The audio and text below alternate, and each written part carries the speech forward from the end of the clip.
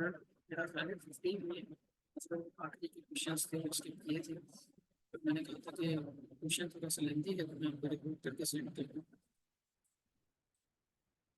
जो है ना, देखिए, ये है क्वेश्चन नंबर 9। मैंने कहा था 3 बाई 3 का ही मैट्रिक्स सॉल्व करवा दूँ। तो जो है मैंने मतलब फिर मैं वही क्वेश्चन सॉल्व करवाया 3 बाई 3 का, वरना इसमें 4 बाई 4 की मैट्रिक्स भी है। क्वेश्चन में हमें मैट्रिक्स दिया हुआ है 3 - 7 -2 और -3 5 1 6 -0। तो ये देखिए, इसमें इस क्वेश्चन में हमसे ये कहा गया है कि हमें और एक और मैट्रिक्स भी गिवन है। एक मैट्रिक्स बी है ये, और ये है मैट्रिक्स ए। इसकी वैल्यू है -7 5 और 2। तो हमसे ये कहा है कि इस इक्वेशन को सॉल्व करें ए एक्स इक्वल्स टू बी, जहाँ पर एक्स बराबर है x1 x2 और x3 के। तो हमें बेसिकली इन तीन वेरिएबल्स की वैल्यूज मालूम करनी है। अब by using L U factorization हम किस तरह से इसको सॉल्व करेंगे। क्वेश्चन बहुत ज़्यादा लेंथी है, ठीक है। तो मैं क्या करूँगा कि जो बहुत ऑब्वियस सी चीज़ें हैं ना, जो बहुत सिंपल हैं, जो हम पहले कर चुके हैं, तो मैं आप पर छोड़ दूंगा। तो आप खुद से कैलकुलेट कर लीजिएगा और बाकी क्वेश्चन की चीज़ें जो है मैं यहाँ आपके सामने सॉल्व कर लूँगा। तो देखिए, हमें मालूम क्या करनी है, एक्स की वैल्यूज।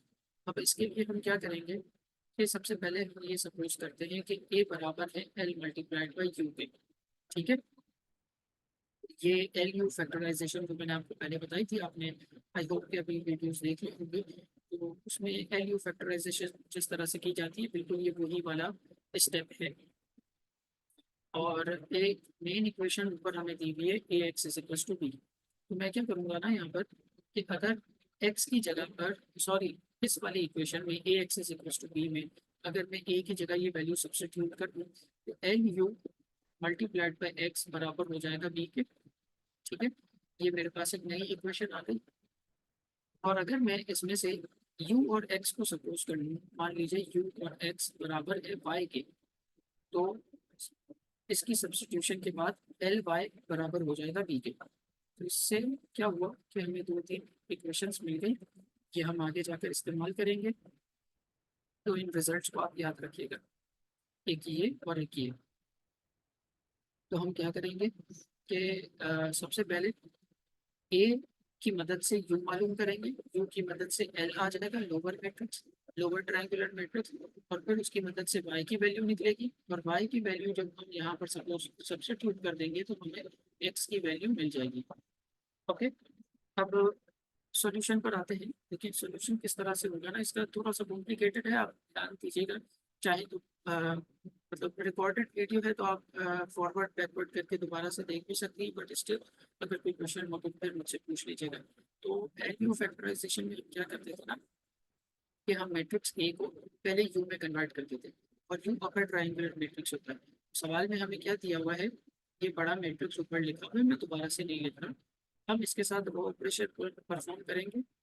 हमें नीचे चाहिए, 3 के नीचे दोनों जगह पर हमें 0 0 चाहिए। तो 0 के लिए हम क्या करेंगे कि सबसे पहला स्टेप, R1 को हम ऐड करवा देंगे R2 में। उसकी मदद से क्या होगा कि यहाँ नीचे वाली रो में आ जाएगा 0 -2 और -1, ठीक है। देन आफ्टर दैट हम क्या करेंगे कि R1 को 2 से मल्टीप्लाई करके माइनस करवा देंगे R3 से। तो उसके उससे हमें क्या मिलेगा, फाइनल आखिरी थर्ड रो हो जाएगी 0 10 और 4। और याद होगा आपको कि मैंने आपको एक चीज बताई थी कि ये जो यहाँ पे कोफिशिएंट लिखा हुआ होता है ये के की वैल्यू होती है। तो पहली वाली रो में के की वैल्यू हो जाएगी -1, और दूसरे वाले स्टेप के लिए जब हमने इसको 0 बनाया तो इसके लिए के की वैल्यू हो जाएगी +2। नोट की ये जो माइनस साइन होता है ये फॉर्मूला का साइन होता है, इसलिए हम इस नेगेटिव साइन को इग्नोर कर देते हैं, प्लस को माइनस, माइनस को प्लस लिख देते हैं, ठीक है। अब एक और स्टेप करना होगा ताकि ये 10 की जगह पे भी 0 आ जाए। सो फॉर दैट हम क्या करेंगे कि 3 -7 -2 ये अपनी जगह पर रहेगा मैट्रिक्स, यानी ये रॉ एज इट इज रहेगी, 0 -2 -1 भी अपनी जगह पर। और ये हो जाएगा।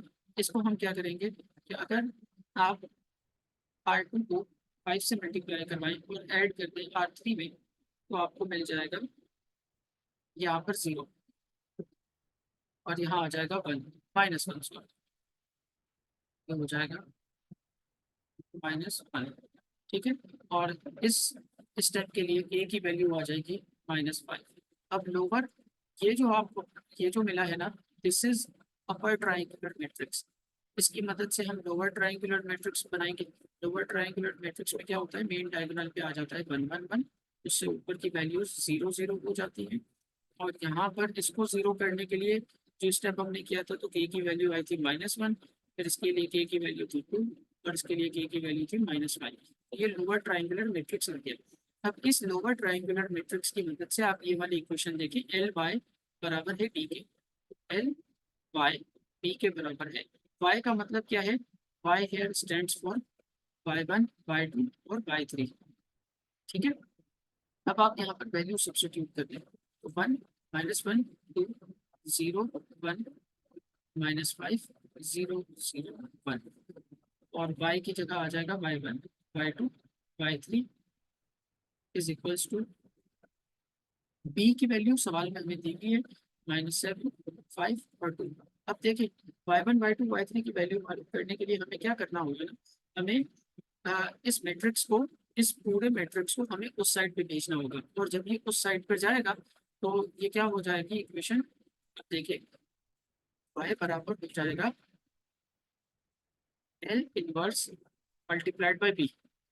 तो आपको पता है मैट्रिक्स का इन्वर्स किस तरह लिया जाता है, हमने इससे पहले पिछली 1 2 लेक्चर पहले यानी 13 में या 14 में हमने एडजॉइंट मेथड सीखा था कि एडजॉइंट मेथड से मैट्रिक्स का इन्वर्स किस तरह मालूम होता है।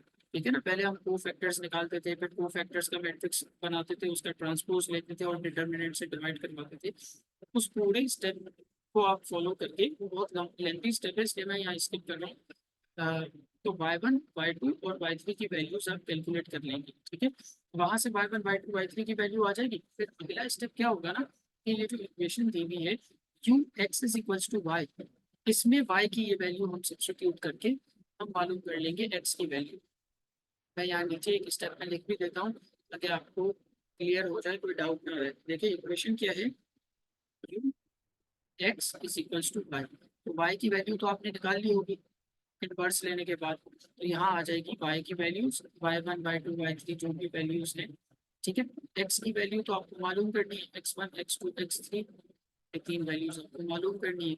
और अपर ट्राइंगुलर मैट्रिक्स जो हमने अभी मालूम किया था वो क्या था, 0 0 और 0 -2 -1 3 -7 -2, इसका आखिरी एलिमेंट था हाँ -1, यहाँ पे भी आ गया था -1। तो इसकी मदद से, तो देखिए अगेन यहाँ पर क्या लिखा हुआ है u, ये u उस तरफ जाएगा तो इसका भी इन्वर्स लेना होगा। तो इसका इन्वर्स लेके वापस एडजॉइंट मेथड आप लगाओगे और इसको सॉल्व करो, चाहे एडजॉइंट मेथड से करें चाहे मैट्रिसेस की प्रॉपर्टी से करें। अब आपको 2 3 तरीके ऑलरेडी मैंने बताए हैं, हम पहले पढ़ चुके हैं मैट्रिसेस के इन्वर्स निकालने किस तरह निकाले जाते हैं। तो आप उनमें से कोई भी मेथड जो आपको अच्छा लगे उसकी मदद से जो है इन्वर्स निकालने इस मैट्रिक्स का। और ये इन्वर्स, इसका इन्वर्स यानी u का इन्वर्स ये फिर मल्टीप्लाई हो जाएगा इस y की वैल्यूज के साथ, तो x1 x2 x3 की वैल्यूज इसकी मदद से आ जाएंगे। अब ये एक्सट्रीमली लेंथी क्वेश्चन है, सो आई डोंट थिंक सो कि ये पेपर में आएगा।